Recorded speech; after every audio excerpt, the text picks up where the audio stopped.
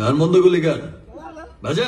ঈদ উল আজহায় প্রেক্ষাগৃহে মুক্তি পেয়েছে 5 সিনেমা। তবে শুরু থেকেই আলোচনার কেন্দ্রবিন্দুতে রয়েছে রায়হান রাফি পরিচালিত তুফান। আমি একদিন ন্যাশনাল লেভেলে খেলবো।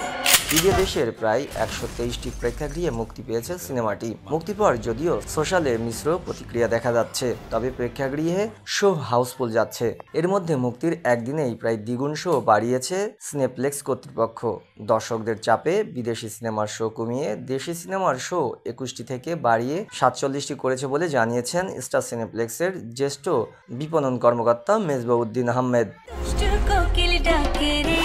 তিনি বলেন, তুফান এখন পর্যন্ত খুব ভালো চলছে।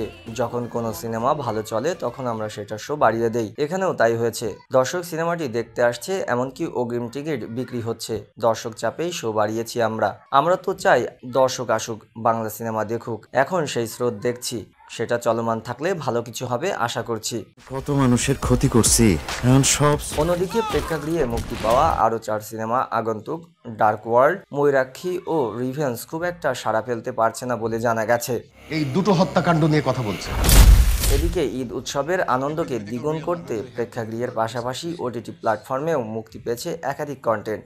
এর মধ্যে রয়েছে গোলাম মামুন, বাজি, পয়জন ও ফিমেল 4। ঈদের সপ্তাহখানেক আগে দীপ্ত প্লেতে মুক্তি পাওয়া পয়জন নিয়ে দর্শকদের ইতিবাচক প্রক্রিয়া দেখা গেছে, সাড়াও ফেলেছে। তবে ইতিবাচক মন্তব্য এবং দর্শক সাড়ায় এখন পর্যন্ত এগিয়ে রয়েছে শিহাব শাহীন পরিচালিত গোলাম মামুন। সোশ্যাল মিডিয়ায় সবখানে ইতিবাচক বন্দনা।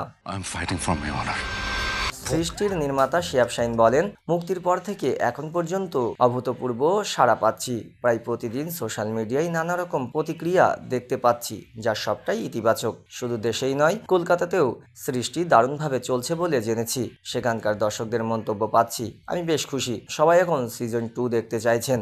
এই তুই কি ডারে?